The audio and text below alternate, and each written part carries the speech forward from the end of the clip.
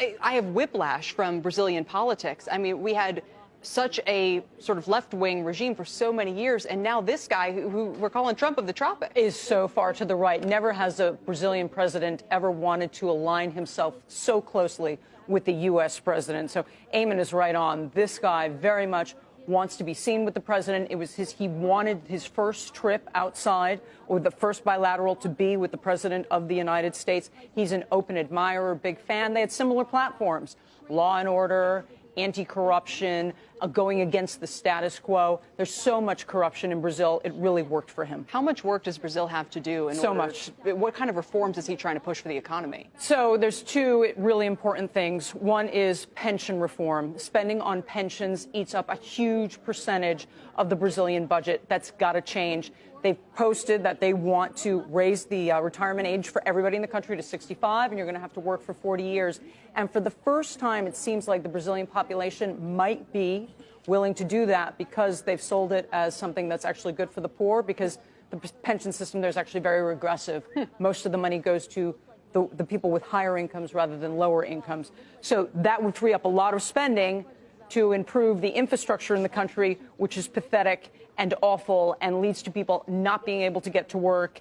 Capacity utilization, a very wonky term we use, is maxed. They can't load another train. They can't load another boat.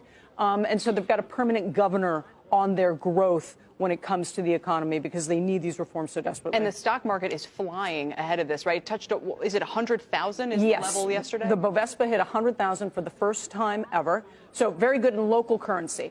The currency has fallen, however. So if you're a dollar-based investor, it's not as good. A lot of dollars left when he won, because foreign investors sold on the news because they know that he's got very big hurdles to get through. What would the U.S. interest be here, especially with the disaster that's playing out in Venezuela and the remarks that the president has already made, where he's going to strongly consider, apparently, trying to either get Brazil to be a member of NATO or to come up with some kind of similar agreement? Yeah, so Venezuela will be top of the discussion, I have no doubt. Brazil shares a border with Venezuela. They also have a refugee crisis, just like Colombia does, with people coming over the border.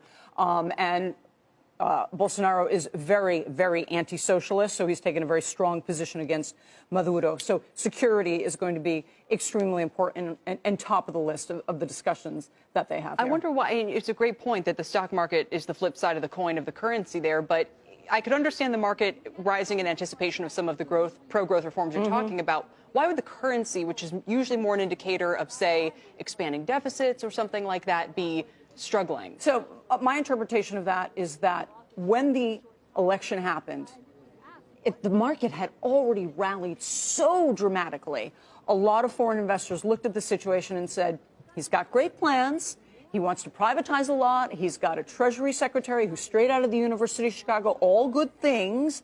However, we're not sure he can actually achieve it and get it through the Congress. So there's some doubt there. But locally, there's huge belief. Well, and what about the example in Argentina where you had Macri? Yeah, Macri, who came in a couple of years ago to great fanfare, glowing Economist articles, same thing, stock market run up, international community very much focused, and that's kind of petered out. So Mauricio Macri practiced incrementalism. He said he was going to go slowly.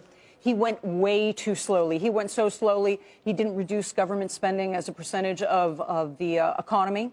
And as a result, the market abandoned him. They had a run on the currency, and it was a crisis all over again. That's a lesson for Bolsonaro, that they have to move very quickly. The population just won't take it. It's just been so bad for so long economically for the average Brazilian that they've got to free up room in the budget with the pension. They got to reduce corruption by doing more privatizations, so that way that economy can function